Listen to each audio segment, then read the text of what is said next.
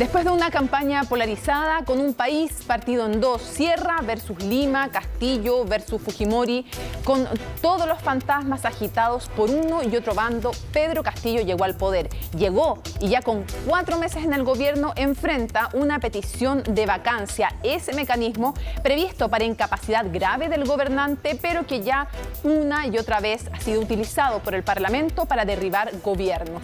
En medio de una abrupta baja en su apoyo, con un partido que lo lleva al poder, pero ahora le da la espalda, Castillo ha pasado de ser un ganador sorpresivo a un presidente en riesgo, o de seguir en el cargo o de no poder gobernar si permanece en él. Porque lección que es útil observar, como escribiera Carlos Meléndez, no basta con tener representación popular, hay que saber convencer, porque necesitas de los otros poderes para concretar reformas que son urgentes en Perú, como en muchas partes de América Latina, con una economía en crisis, con enormes deudas sociales, con gabinetes improvisados, aliados que parecen más bien enemigos y nuevos casos de corrupción. El futuro se ve oscuro. Mientras las reformas esperan, mientras los peruanos más necesitados siguen también aguardando. Como alguien dijo, no hay peor error para un país que una crisis desperdiciada. Y en Perú, eso no es novedad. Comienza Conexión Global.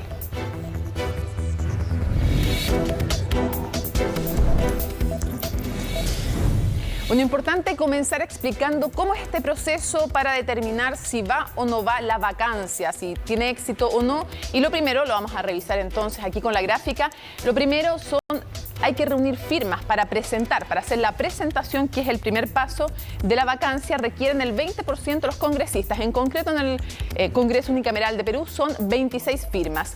Eso es lo que se requiere para poder presentar siquiera una moción de vacancias. La moción contra Castillo reunió 28 firmas, una vacancia que tiene como objetivo, evidentemente, destituir al presidente. Ese paso ya se realizó, está contemplado y está completado además, así que ya pasamos a lo siguiente. Se hace una sesión y en esa sesión se determina si se admite o no a trámite. No se dice si sí o si no, si se destituye o no presidente.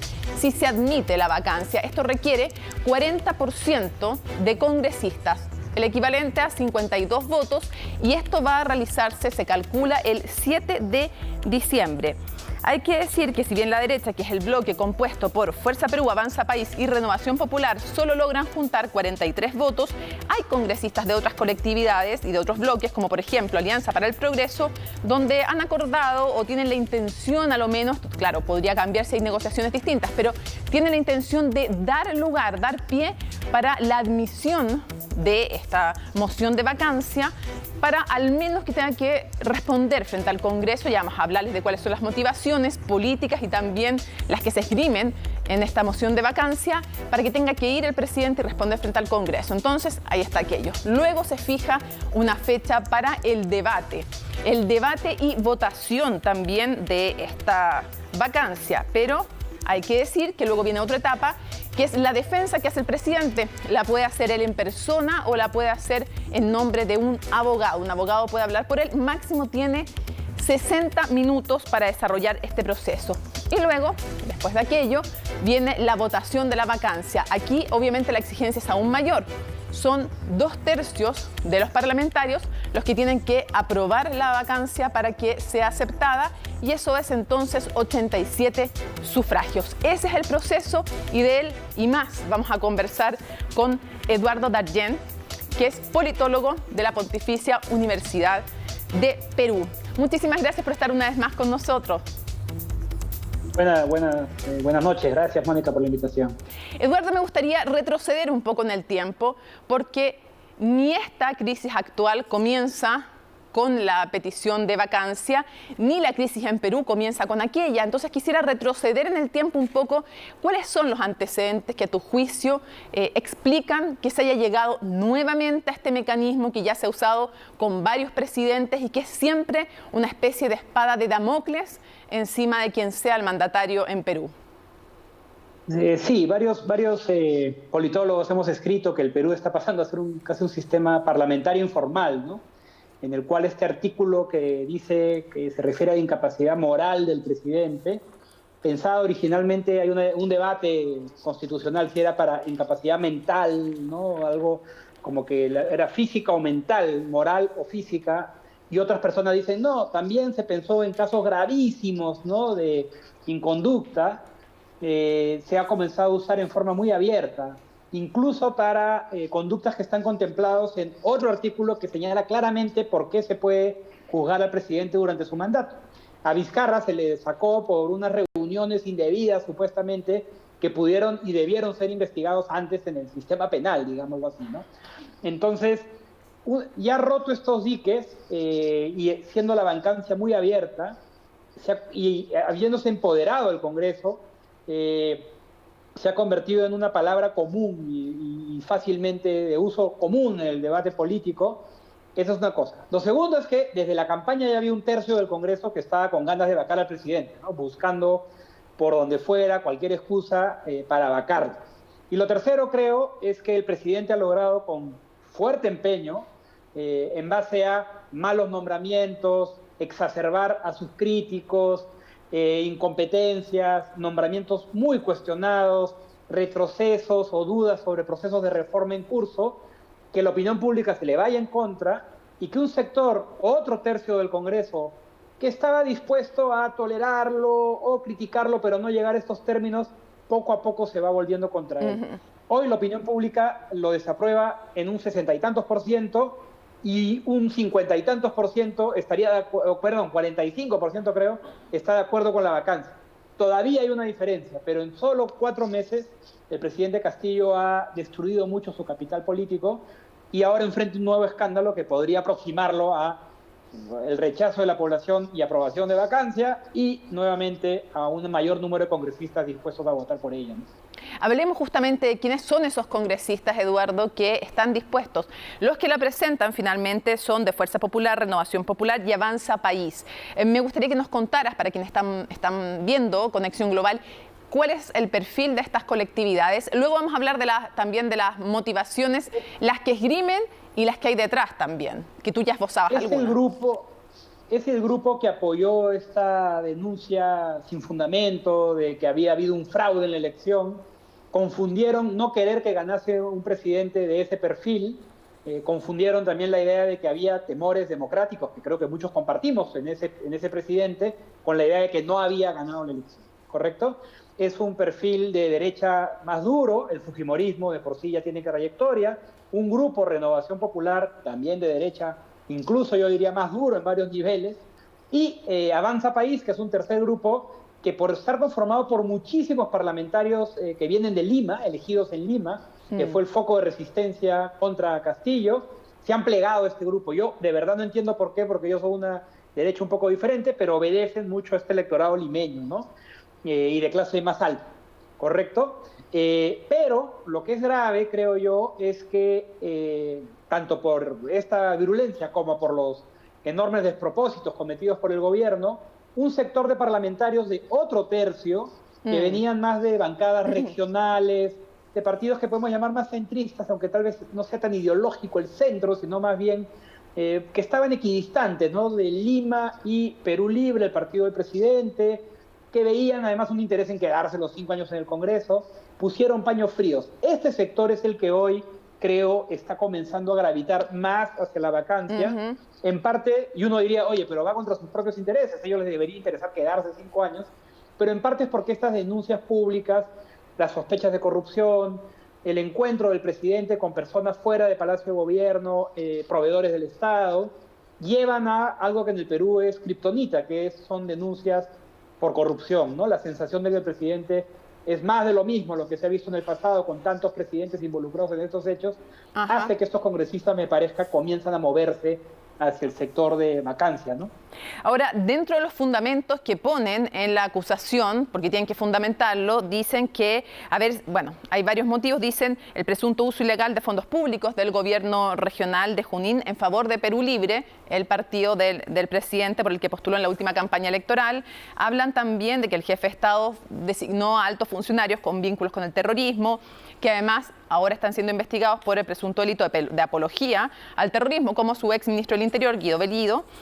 También hablan, entre otras cosas, de que se ha debilitado el sistema democrático del país al fortalecer relaciones con otros países como Venezuela. Estoy diciendo los motivos que ellos ponen, Eduardo. Sí. Y otras cosas como, por ejemplo, el presunto tráfico de influencias, de tratar de influenciar el sistema de ascenso en las Fuerzas Armadas, inestabilidad económica también nombra, maltrato a medios de comunicación, negativa de Castillo, dicen, a rendir cuentas frente a la sociedad y la permisibilidad frente a la violencia. Quiero preguntarte primero si te parecen justificadas en dos sentidos. Primero, si estas cosas son reales y segundo, por más que sean reales, si es esta la sede en la cual debieran tratarse. Algunas son parte de un discurso macartista muy presente desde la primera vuelta. Sin embargo, otras yo comparto plenamente la crítica, ¿no? A mí me parece que el presidente ha nombrado en ciertos cargos a personas que no tienen ninguna capacidad para dirigirlos y que están vinculados a intereses sectoriales. Así como se quejaban de la derecha que nombraban personas vinculadas a intereses económicos, están nombrando a personas vinculadas a sindicatos en la educación, a personas vinculadas a proveedores y sistemas médicos en el seguro social. Entonces, las críticas son ciertas. Además, nombraron personas que yo creo que tenían una visión muy cuestionable, criticable de lo que fue Sendero Luminoso, totalmente. O sea, yo compro la crítica de buena parte de eso. Que eso sea incapacidad moral para ejercer el cargo, yo creo que un país ya no es sostenible si es que se comienzan a tomar todas esas conductas como si fueran causales de vacancia, ¿no? Ahora, lo que en verdad, Mónica, lo que yo pienso, lo que piensen ellos, ya creo que no interesa. El Congreso ya logró establecer la idea que si tiene los votos, claro, puede vacar al presidente, ¿correcto? Y también creo que hay algo más fuerte, y es que los parlamentarios saben que si surgen estos escándalos y crece la presión, se van a ver obligados a votar por la vacancia. El caso de Kuczynski, la segunda vacancia que él enfrenta, no se vota porque él renuncia. Claro. ¿Pero por qué renuncia? Porque en la víspera se conocieron una serie de audios de ministros y personas cercanas a Kuczynski buscando conseguir votos a cambio de obras, ¿no? Para que no se dé la vacancia. Cuando eso explota, hasta los parlamentarios de Kuczynski dijeron que iban a votar por la vacancia, ¿correcto? Entonces, y Kuczynski renuncia. Pero si hubiese ido a la vacancia, hubiese tenido pues 120 votos, ¿crees? En la vacancia, ¿no? Entonces, lo que te quiero decir es que ya lo que yo pienso, lo que ya se estableció el precedente, a mi juicio muy malo, de que si es que estos congresistas van a la vacancia, tienen los votos, claro, y hay un escándalo de magnitud, van a aprobarlo, ¿no? Para cerrar, ¿qué posibilidades crees que tiene de éxito? ¿Qué posibilidades crees que tiene de que algunos parlamentarios de Perú Libre se sumen también, que están bastante críticos, ya que se han liberado de los sectores más radicales en el gabinete? Y para cerrar, ¿cómo crees que reaccionaría también la opinión pública, la población? ¿Por qué? Porque en el caso de Vizcarra, salieron a las calles no para defender a Vizcarra, sino en el fondo como una reacción contra este abuso del mecanismo de vacancia por parte de un parlamento que también tiene pésima evaluación. Con suerte el 25% lo evalúa positivamente, con suerte, estoy siendo generosa. Mi pregunta es, ¿qué posibilidades tiene de éxito entre los parlamentarios y qué reacción crees que tendría de tener éxito de parte de la opinión pública? Muy buena pregunta la de Perú Libre. Veo que has estudiado muy bien el tema porque me olvidé de mencionarlo. Parte del problema de Castillo es que se ha peleado con el partido este radical que lo llevó al poder, y en este momento ellos ya creo que consideran a Castillo, ya los ha sacado del gobierno, lo consideran más bien algo costoso para ellos, y pensando en su propio futuro, pues no parece tan mal negocio que vuelvan a haber elecciones del Congreso, porque dudo mucho que la vicepresidenta se pueda mantener, ¿no? Entonces, ahora hay una amenaza a Castillo en el lado de Perú Libre que podrían sumarse a la vacancia, cosa rara de ver en América Latina, pero ahí está. Y lo otro que señalas es que la vez pasada en Perú no había grandes movilizaciones y también había una especie de discurso de mano orden de la derecha, ¿no?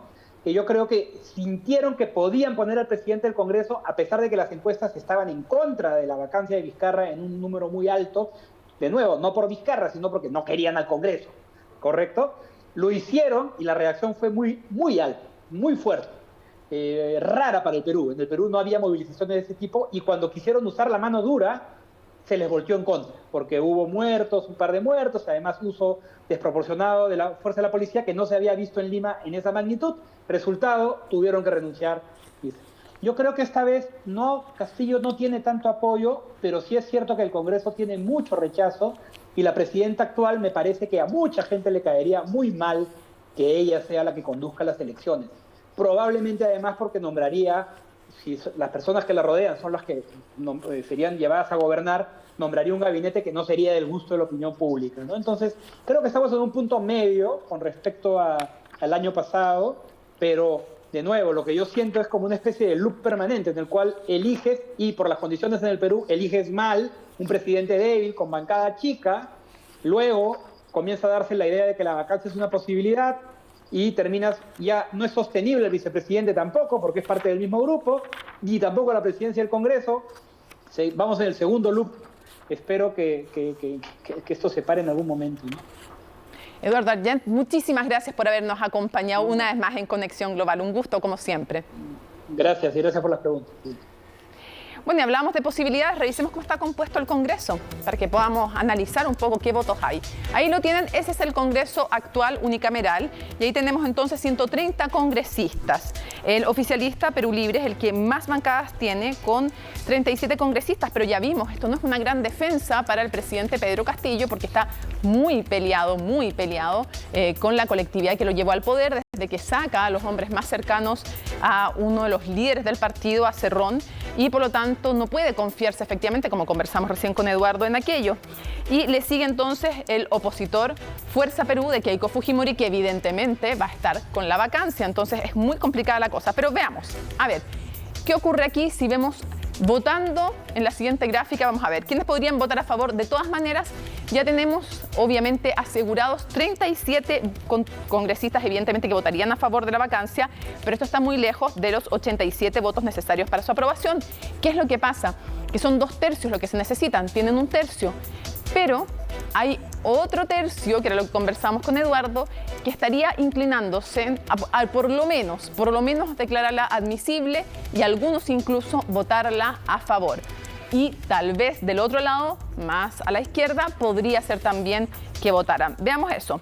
Ahí tenemos entonces, para que veamos lo siguiente. El oficialismo, los partidos de izquierda, están más alineados en votar en contra, pero relativamente la derecha podría conseguir los votos para la admisibilidad, como yo se los decía, por lo que el presidente Castillo tendría que rendir cuentas y exponer ante su defensa. Por ahora, son solo 8 los congresistas que aún no definen su votación en caso de que la moción de vacancia llegue hasta ese punto. Así que lo que podemos decir es que aún es incierto, pero lo que hay altas posibilidades es de que se declare admisible. Después de una campaña tremendamente polarizada, con un país también muy polarizado, con mala evaluación de la clase política, pésima respecto al Parlamento, muy baja respecto al presidente Pedro Castillo, ¿cómo han sido estos 4 meses con sucesivos cambios en el gabinete? Nos lo cuenta en su nota la periodista Valentina Nieto. Juro por los pueblos del Perú, por un país sin corrupción y por una nueva constitución. Promesas que hacía Pedro Castillo hace 4 meses cuando juraba como presidente. Iniciaba su mandato con la esperanza de terminar con la inestabilidad que durante los últimos años ha golpeado la política peruana. Misma inestabilidad que ahora está marcando los primeros días de su gobierno. Guido Bellido Ugarte. Fue la controvertida designación de Guido Bellido como primer ministro la que dio las primeras luces de crisis en la administración del abanderado de Perú Libre. Un nombramiento que causó molestia no solo por la marcada línea izquierdista del político, sino también por la investigación que enfrenta por apología al terrorismo. Queremos vacancia porque hay apología terrorística. La protesta callejera continúa, la ciudadanía está movilizada y esta es la forma de ejercer control sobre un gobierno que con apenas unos pocos días está demostrando su absoluta incapacidad para gobernar. La polémica designación de Bellido no fue la única que generó tensión en el gabinete de Castillo. Porque el terrorismo en el Perú lo inició la Marina, y eso se puede demostrar históricamente, y han sido entrenados para eso por la CIA. Fueron estos dichos del ahora ex canciller Héctor Béjar los que empujaron su renuncia, antiguas declaraciones que realizó antes de asumir como ministro y que le costaron su cargo. Solo 19 días duró en el gabinete el ex guerrillero y fundador del efímero Ejército de Liberación Nacional. Estamos indignados. Nosotros los peruanos hemos vivido el terrorismo. ¿Cómo es posible? Y mientras la tensión seguía escalando, el primer ministro Guido Bellido volvía a estar en el ojo del huracán tras sus amenazas de nacionalizar uno de los yacimientos de gas más importantes a nivel latinoamericano. Una seguidilla de complejas situaciones que hacían escalar la tensión no solo en el gobierno, sino también en las calles. Vengo trabajando arduamente para cumplir con todos los compromisos asumidos con mi pueblo. He decidido tomar algunas decisiones en favor de la gobernabilidad. Decisiones que empujaron la renuncia de Bellido al Consejo de Ministros de Perú tras 2 meses en el cargo. Por encima del poder ejecutivo existen fuerzas y poderes fácticos que gobiernan, presionan, coaccionan, denuncian y persiguen. Mirta Vázquez fue designada en su lugar. Sin embargo, Castillo enfrentaba otro problema. En Perú, la remoción del primer ministro significa reemplazar a todo el gabinete, que hace poco había sido aprobado por el Congreso. En estos casi 120 días, cada 11 días se cambia un ministro. Y claro, y eso genera inestabilidad sin lugar a dudas, porque las figuras que han sido colocadas han tenido acusaciones, han tenido denuncias. Así Castillo siguió cortando lazos con la izquierda más radical, transitando hacia un discurso más moderado y dejando atrás sus vínculos con el fundador de Perú Libre, Vladimir Cerrón. Desde que asumió el mandato, Castillo ha tenido 2 gabinetes y al menos 10 cambios de ministros. Entre ellos Luis Barranzuela, jefe de la cartera del Interior y que también estaba fuertemente vinculado a Cerrón. Su participación en una fiesta de Halloween organizada en su domicilio, cuando el país tenía duras restricciones debido al COVID-19, obligaron su salida. Misma suerte corrió Walter Ayala, exministro de Defensa, quien también renunció tras la polémica en la que se denunciaba que Castillo estaba utilizando sus influencias para acelerar el ascenso de militares de su confianza.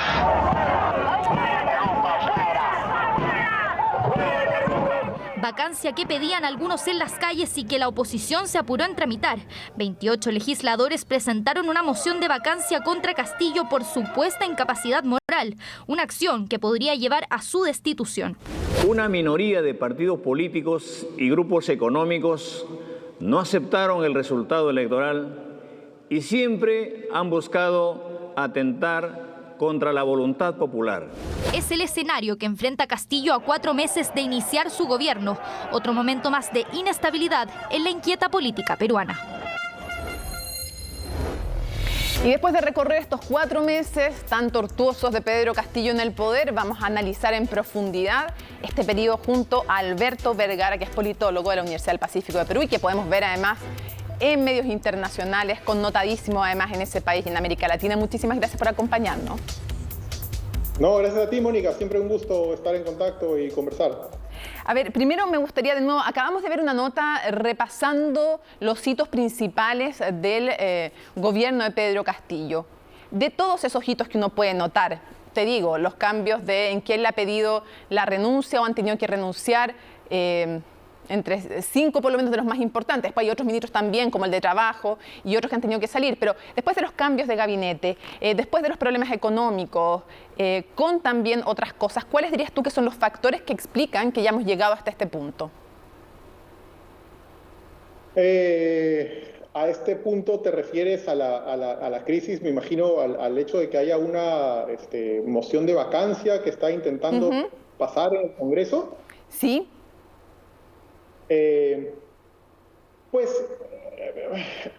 A mí me gustaría ponerle un poquito de contexto a esto, ¿no? Porque creo, Mónica, que es importante tener en cuenta que la crisis en la que estamos involucrados en este momento, no la ha inventado Castillo, ni es particular a la relación de Castillo con este Congreso. Creo que hay que entender que estamos en el Perú, que esto que estamos viviendo forma parte de un ciclo de descomposición política que empezó hace varios años.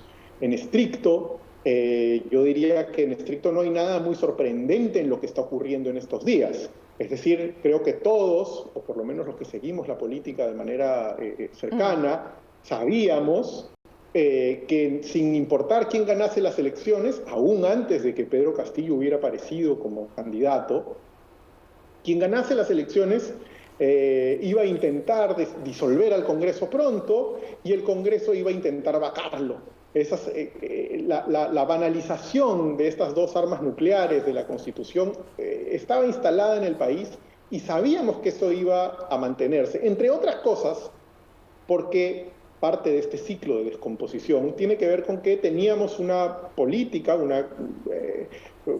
marcada por grupos, por individuos precarios, con una corrupción generalizada y con un ánimo bélico entre poderes, entre facciones ya instalado. Entonces, en estricto, ni Castillo ni la oposición a este gobierno han inventado este problema, ¿no? Digamos, un poco como eso, ¿te acuerdas que decía Mafalda? Esto no es el acabose, sino es el continuoso de lo que usted empezó, o algo así, ¿no? Absolutamente. Entonces, en ese contexto, me gustaría ir a evaluar este gobierno. ¿Cuáles dirías tú que son solo 4 meses, pero cuál es el sello de este gobierno en lo positivo y en lo negativo? En general hemos escuchado lo negativo. Yo sé que dentro de las cosas que se evalúan bien está, por ejemplo, haber incorporado más mujeres al gabinete. Al principio tenía 2 apenas, de 19, ahora hay 5. Tampoco es que sea para aplaudir, pero ya es algo. Y también, por ejemplo, el proceso de vacunación, que era muy pequeño lo que se había avanzado. En un momento tenían al 10%, mientras los otros países habían vacunado mucho más porcentaje de la población, y se ha aumentado ya al 60% y va creciendo. Entonces la pregunta es, las luces y las sombras de estos 4 meses. Sí, yo creo que lo que has dicho es correcto. En el tema de salud se continuó con lo que venía haciendo el gobierno anterior. Se mantuvo al equipo de salud que estaba desde el gobierno anterior. No sé si hasta ahora siguen, pero en todo caso en un principio se mantuvo eso. Luego también agregaría lo que has dicho entre los puntos positivos, que creo que el ministro de Economía, Pedro Franque, ha impedido el descalabro económico del país, pero también creo que lo ha impedido un poco contra el presidente. No es que sea una virtud del presidente, sino es una virtud de su ministro de Economía, el haber puesto frenos a los reflejos, a los impulsos de Castillo y del gobierno, ¿no? Pero sí, o sea, para usar la imagen que estás diciendo, yo creo que hay más sombras que luces, evidentemente. Me parece que lo definitorio es que es un gobierno que ha estado más bien marcado, yo diría, por una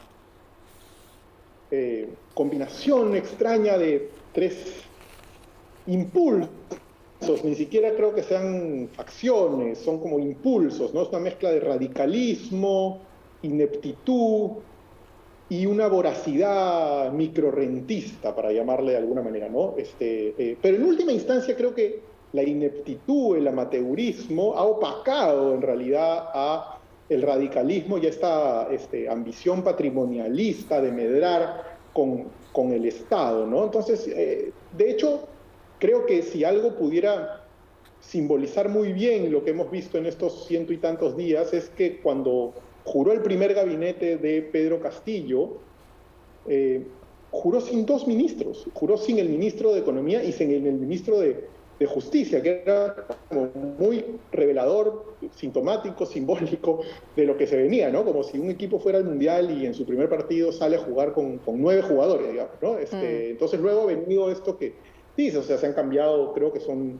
11 ministros en estos 100 días, con 2 primeros ministros, con 2 cancilleres, y en fin, y además podríamos llenar tu programa con nombres de funcionarios cuestionados en un montón de dependencias estatales. Entonces yo diría que es eso, ¿no? En última instancia, un gobierno caótico, donde el caos se ha comido sus intenciones, probablemente las más sanas y las más bajas. Han terminado siendo devoradas por la mediocridad cotidiana, ¿no? Si tuvieras que definir el sello de Pedro Castillo como líder, porque de alguna manera está marcada también la división entre la sierra, los sectores más pobres, poco incorporados al desarrollo, al sistema político, le encarnaba eso, este maestro más cercano a la sierra frente a una Lima más rica y a sectores más acomodados y una élite clásica y muy cerrada, muy hermética en Perú, que eso sí existe, eso sí es una realidad. ¿Qué pasa con él cuando llega al poder? ¿Cuál ha sido el sello de él como mandatario, también en el manejo con los medios de comunicación? Y cómo ha ido evolucionando de estar de alguna manera, al menos en la apariencia, al menos frente a la opinión pública, subordinado a Cerrón, el líder de su partido, con ahora, y los alejando también de la primera línea y los sacando y optando más bien por una izquierda como la de Verónica Mendoza, un poco más moderada o bastante más moderada que la de su partido que lo lleva al poder? ¿Cómo ha sido el sello de él como líder? Sí, me parece que lo que dices es correcto. Yo diría que para mí el sello es una oportunidad desperdiciada. Malamente desperdiciada, porque como dices, efectivamente, Castillo es la llegada a la presidencia, al poder, a la esfera pública de un sector del Perú usualmente no presente ahí, usualmente ninguneado, usualmente incluso inexistente muchas veces, y que por lo tanto el presidente Castillo tenía la obligación de hacer un gobierno que permitiera que ese Perú fuera representado de una manera efectiva en las políticas públicas, pero también en lo simbólico, ¿por qué no? Y sin embargo, es un gobierno que nuevamente, entre los escándalos vinculados con nombramientos de gente mediocre o directamente cuestionados, con antecedentes penales que se han sucedido unos tras otros, con una ambición de ir al choque, de ambición de confrontación en un país que lo que pedía era la serenidad, que pedía calmar los ánimos luego de lo que había sido una segunda vuelta sumamente crispada, polarizada. El gobierno, en lugar de jugar una carta de unidad nacional, jugó a radicalizar eso con el nombramiento del premier que has dicho, Guido Bellido, al inicio de su gobierno. Entonces yo diría que es lamentable que cuando por primera vez llega alguien con las características sociológicas, vamos a decir, simbólicas, culturales, la importancia histórica, en el bicentenario del Perú, además, el año del 2021, el bicentenario de la independencia, que esta oportunidad se haya desperdiciado con una política que es claramente más de lo mismo. Con escándalos de corrupción, y con una actitud que más bien ha, creo, lamentablemente, Alberto, erosionado la posibilidad de un gobierno de ese tipo, ¿no? Para cerrar, hay dos de las reformas planteadas, como son una nueva constitución y una reforma tributaria, que quiero preguntarte si realmente crees que tienen futuro y que si son o no la respuesta para varios de los males o algunos de los males que padece Perú. Bueno, son dos preguntas bien grandes, ¿no? Pero, a ver, respecto de la reforma de la constituyente, a ver, digamos un elemento común a ambas es que en términos de política real me parece que ambas están muertas como reforma. Es decir, es un gobierno en el cual se le ha encontrado $20.000 en cash a el asesor presidencial en su oficina en Palacio Gobierno. Realmente, ¿qué legitimidad tienes para poder ir a pedir hacer una reforma tributaria, aumentar los impuestos? Creo que en términos de política real son dos reformas que no tienen ya viabilidad. La popularidad del presidente Castillo ya está en 25%, y la de la Premier ha caído 18 puntos en el último mes. Es decir, con esos niveles de aceptación no sacas una constituyente en ninguna parte del mundo. O sea que en la práctica, digamos, en términos de análisis político, son casi cadáver como propuesta, ¿no? Entonces, luego podemos discutir si es que son necesarias o no. Yo honestamente no creo que los problemas del Perú estén encarnados en la Constitución. Creo que los problemas están mucho más en la utilización que hacen los actores políticos y económicos de la Constitución que en la Constitución misma. Entiendo. En fin, por ahí. Alberto, muchísimas gracias por habernos acompañado en Conexión Global, una vez más analizando en profundidad estos días tan... Y para que entendamos esta división de la cual hablamos, geográfica incluso, aparte socioeconómica, es bueno que veamos el mapa electoral, cómo quedó dividido Perú. Y evidentemente en naranjo ustedes tienen los votos de Keiko Fujimori, en rojo tienen los de Pedro Castillo, el actual mandatario. Y lo que tenemos ahí entonces es que Pedro Castillo quedó en la elección con un 50,126% de los votos, muy cerca de Keiko Fujimori, 49,874. Son décimas las diferencias y además vivieron todo este proceso en que se trató de inventar un fraude electoral del cual no hay pruebas y los organismos internacionales, incluso los que no compartían para nada línea política con Pedro Castillo, dijeron que eso no era verdad y Keiko Fujimori no fue capaz con sus abogados de presentar casos concluyentes o pruebas siquiera de este supuesto fraude. Pero es bueno que veamos a pantalla completa nuevamente este mapa. ¿Por qué? Porque lo que nos refleja es que Pedro Castillo ganó en más departamentos que Fujimori. De hecho, en toda esta franja que forma la sierra peruana y el sur del país, Fujimori apenas se impuso en 9 de los 25 departamentos, o sea, 16 quedaron para Pedro Castillo. Ahora, ¿qué es lo que pasa? Ustedes dirán, ¿y por qué tan estrecha entonces la diferencia de porcentaje de votos? ¿Por qué solo décimas? Porque, bueno, se concentra mucha población en Lima, que es la que votó por Keiko Fujimori de forma mayoritaria, aplastante, podríamos decir. Entonces, cuando sumamos esos votos del Callao, de la zona de Lima metropolitana, donde está el 33% del padrón electoral, eso explica también que la diferencia entre Pedro Castillo y Keiko Fujimori sea de solo décimas. Un país entonces donde la sierra y el sur, los sectores más postergados, tenían la esperanza en que Pedro Castillo iba a ser un líder que marcara la diferencia, y de eso vamos a seguir conversando en Conexión Global. Bueno, queremos profundizar en este tema y para eso nos acompaña Carlos Meléndez, que es académico de la UDP, investigador del COES. Lo ven también en La Tercera y todavía académico de Flaxo. Sí, también. También ha estado colaborando con Flaxo. Con toda la polémica además en este tiempo. Sí. Pero en fin, no vamos a ir a eso ahora. Yo quisiera preguntarte, hemos estado recorriendo todo este conflicto, la vacancia, cómo se da el proceso, y quiero ir a algo muy específico. Se dice que está muy polarizado Perú. La pregunta ¿es de aquellos casos, a tu juicio, en que es la élite la que está polarizada y la población no? ¿O aquí coincide una polarización y una división incluso geográfica respecto de cómo ven el país? La élite está más polarizada que la población, pero no significa que la población no esté polarizada.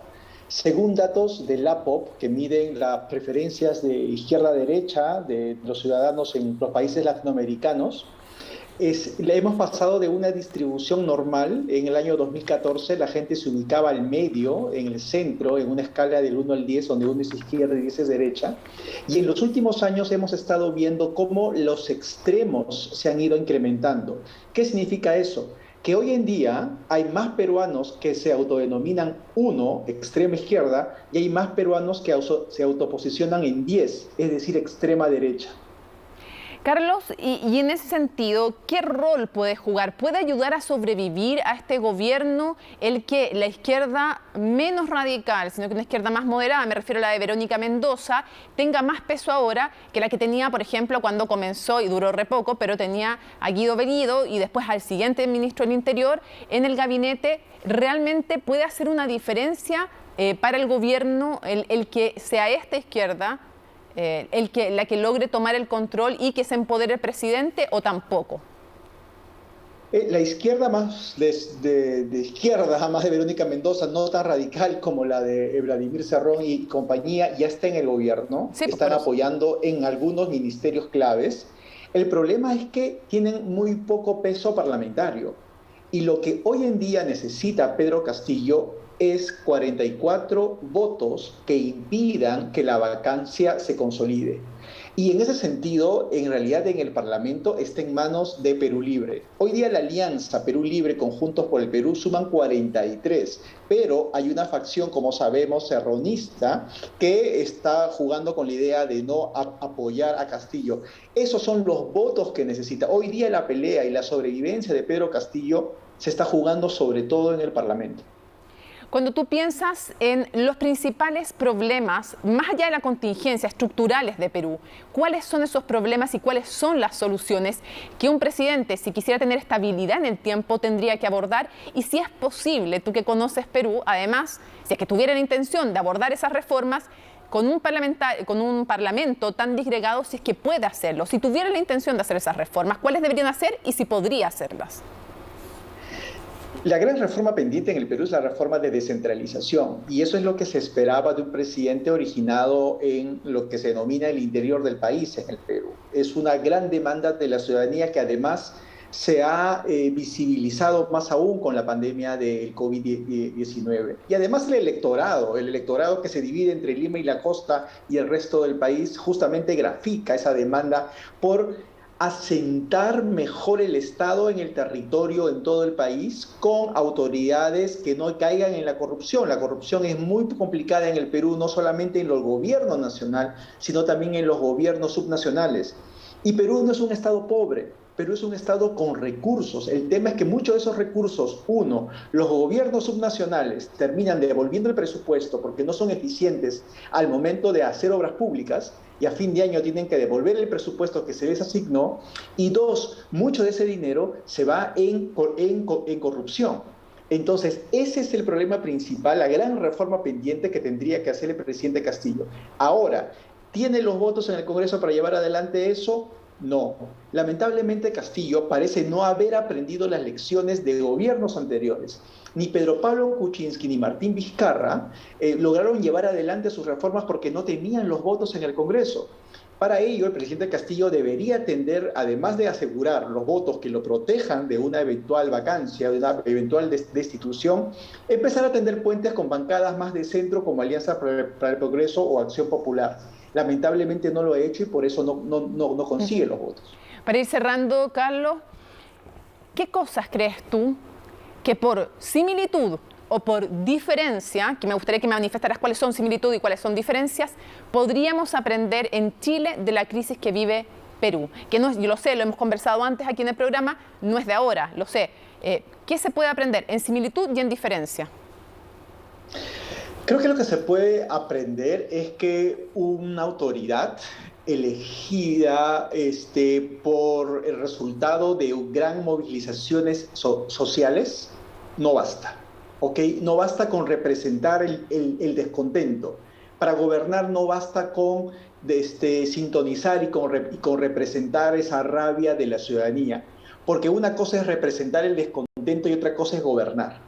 Para gobernar se necesita más que representación. La representación ayuda, es legítimo y satisface a la gente por determinados momentos. Pero, ¿cómo se hace el delivery de las políticas públicas? Castillo es un ejemplo en ese sentido de cómo fue, es un cuento de hadas, siempre digo, ¿no? Es alguien del interior del país, pobre, que es elegido presidente, ya, pero una vez en el gobierno no tiene los cuadros políticos, no tiene los soportes políticos y los cuadros técnicos para una gestión pública. Y creo que es algo que tiene que aprender, que tenemos que ver como espejo desde Chile con respecto a Perú. Uno. Y dos, no se puede gobernar con un parlamento con los cuales no se genere una agenda de trabajo conjunta, no con una polarización, no confrontando con el parlamento, no confrontando con el legislativo. En el Perú se sabe por norma establecida en la Constitución.